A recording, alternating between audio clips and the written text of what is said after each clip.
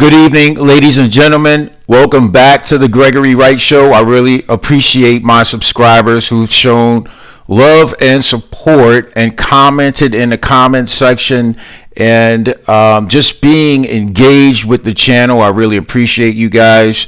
Today is March 13th, 2025. I have a big story for you, at least I think of today.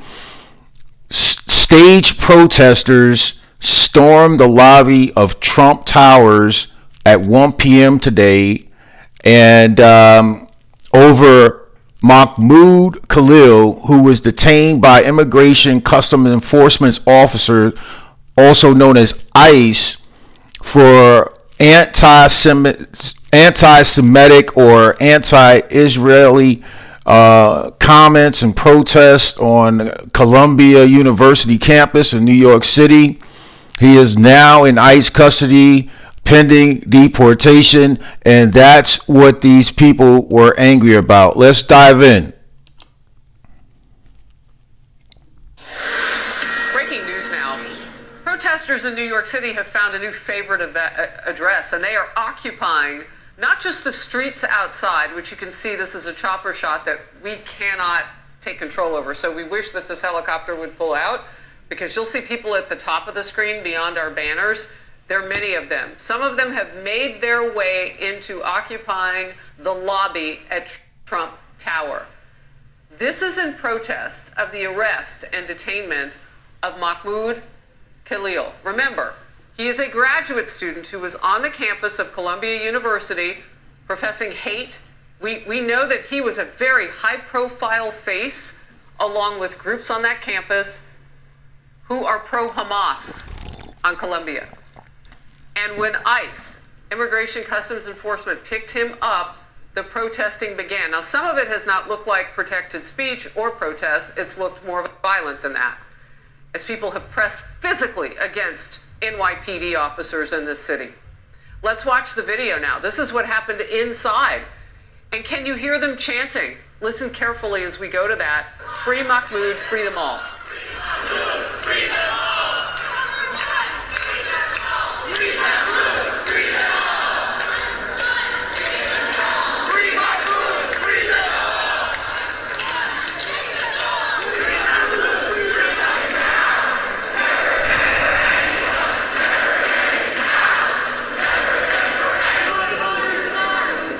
them all! So you hear them chanting, Free Mahmoud, free them all. I'm wondering, Ari, who are they all? And if the world is watching our nation right now, and they know us as a bastion of free speech, so on and so forth, when you hate, when people feel under threat because of what you're saying, that's actually not protected speech. That's right.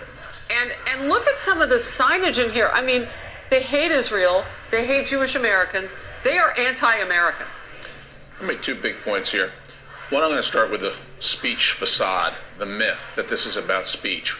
What happened to Mahmoud Khalil had nothing to do with speech. It has everything to do with creating an encampment that is where Zionists are prohibited, where Jewish students are not allowed to walk on their own campus. These are crimes. These are deportable events. These are things that we would never tolerate. As for all these people who are now in Trump Tower, I hope that this administration will do what the Biden administration did to the January 6 people who walked inside the Capitol. They have the technology, get their faces, match it up with the database, and if any of them are non-citizens, every one of them is trespassing. They all should be deported from this country, too. But wouldn't they be trespassing anyway if they are causing people to fear? There are people who pay to live in that residence. There are businesses on that floor of the lobby. This is not a safe situation. If you are Jewish in that building, do you feel safe? Well, whether you feel safe, don't feel safe, whatever the legal remedy is to give the State Department under Marco Rubio's leadership, who took action against Mahmoud Khalil, at a federal level, any of these people are not citizens. They should be deported. We have to have a new way of approaching this. The streets of New York have got to stop getting shut down on a regular basis, interfering with ambulances and fire departments and people trying to get to their jobs. We don't.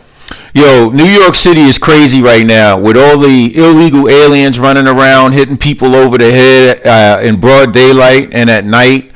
All these protests, like the guest on Fox News was saying, these protests out in the street blocking traffic, blocking ambulances from traveling to the hospital during emergencies. There's a lot of city services that are being shut down because of these protests. Don't have to have mayhem in our streets because these people, the face of the Democrat Party, are pro-Hamas. Well, and this looks like, Lisa, this looks like what we saw in Columbia University last year with the tents. Those T-shirts were printed. Come on, this is not an accident that people with identical T-shirts show up at Trump Tower and then they occupy the lobby. I mean, coincidence is interesting. It's just usually not applicable. Well, yeah, Yeah, so she makes a pretty good point here. It appears that this protest was staged. They have it's 100, if not 1,000 people there with identical T-shirts. I would say not identical, the same. Printed out, ready to go. Signs printed out, ready to go. How did they do it so fast? Who's funding this? I mean, they hate Israel, obviously, in the West. But I think it's hilarious that they believe this is going to have any impact on President Trump, a guy who survived an assassination attempt and then took the stage at the Republican National Convention just days later. So this is going to have zero impact on him. He's not swayed at all. So you're wasting your time, people out in the streets. But look at who the left makes their heroes, right? This guy. Yes. Hamas, George Floyd, Jacob Blake, a guy who pulled a knife on a police officer. So they have some strange heroes, and then look who they won't stand up for when you look at President Trump's speech to Congress, a 13-year-old with cancer, Blake and Riley, right? So this tells you everything about their values, and they're totally misaligned with the rest of America.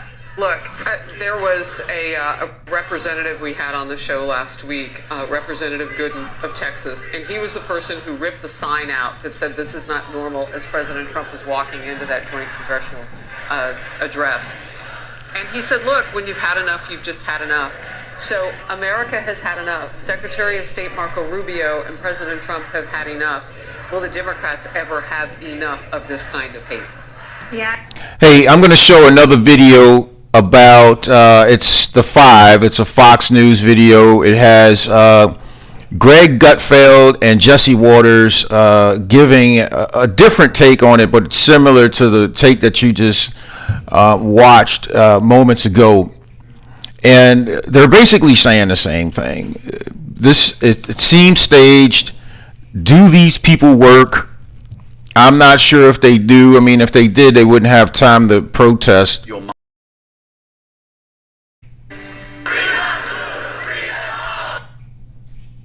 I was like, I've perfectly reasonable in how the free market should work.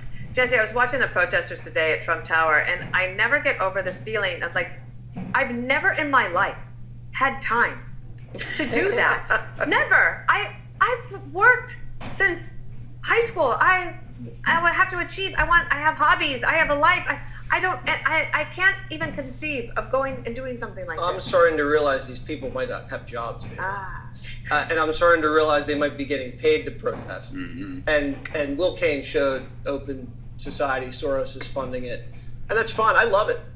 The more you guys make fools of yourselves, the better it is for moi. A couple years ago, Musk was saving the planet. He was going to other planets. And he was in love with the Democrats. They were both in love. And then they had this horrible breakup. But Musk says he didn't change, they changed. He was always about free enterprise and free speech. They went full wacko. They tried to transition one of his kids.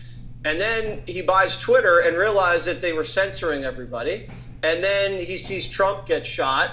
It kind of gives him a political awakening, and he goes all in.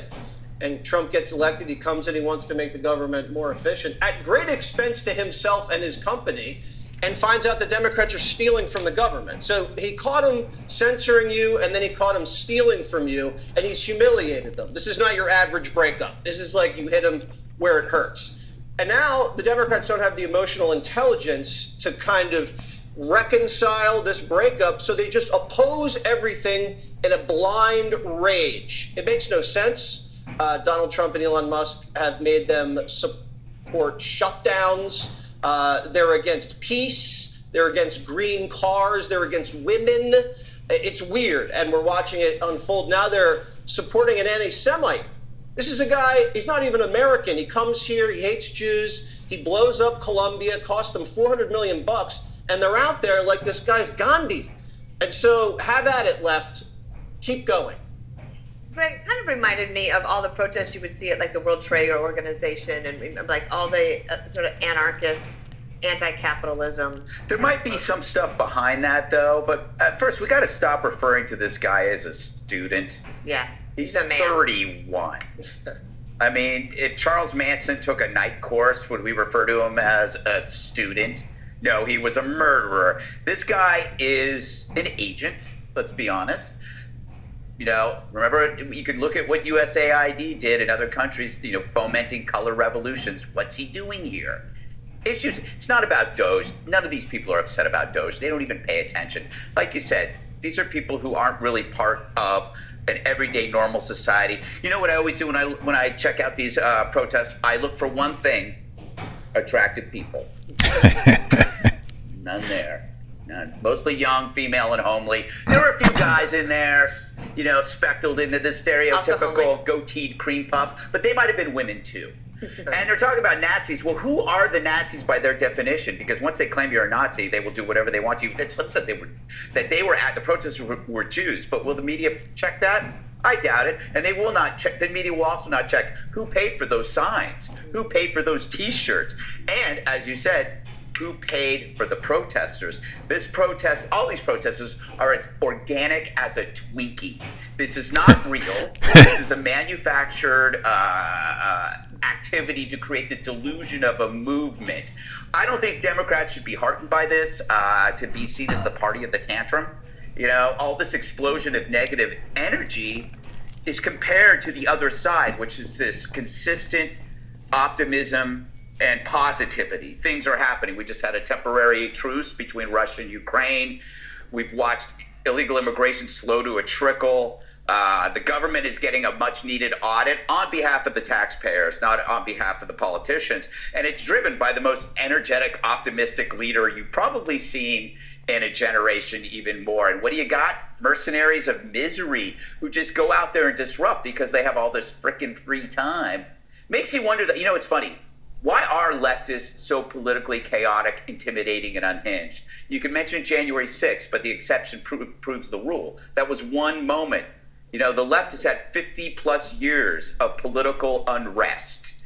And it goes back, and I think it answers your question. There's an aimlessness when you become a leftist. And the aimlessness is aided and abetted by a political narcissism, where you're told yourself matters, which is why they elevate trans activism and Hamas terrorists. Then you get to the whole Musk thing. The contradiction and the inconsistencies in their support for him are based primarily on the fact of aimlessness.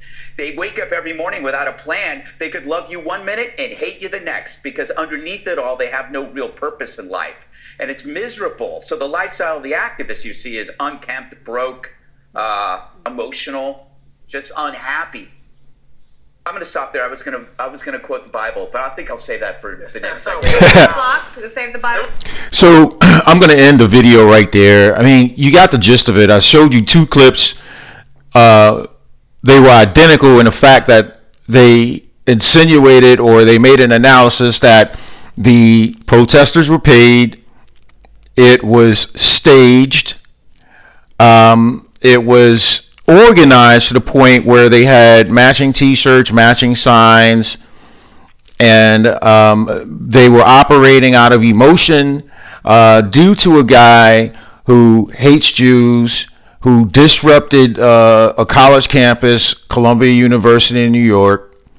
And the Democrats, the radical left Democrats, are aimless. They are aimless. They have nothing. They have nothing to speak on as far as policy, as far as what they're doing for the American people, or what they have done for the American people, as a matter of fact. And so there's a void there. And that void is being filled with nonsense, emotion.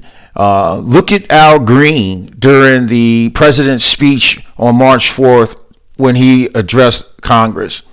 He disrupted the speech. He was yelling at the top of his lungs. He had to get tossed out by Capitol Police.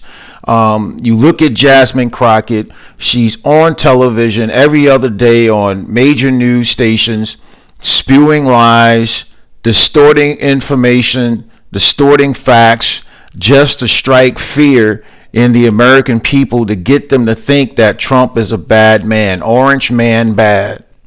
Let me know what you think in the comments section. Please like this video if you enjoyed the content, and I'll see you in the next one. Thank you.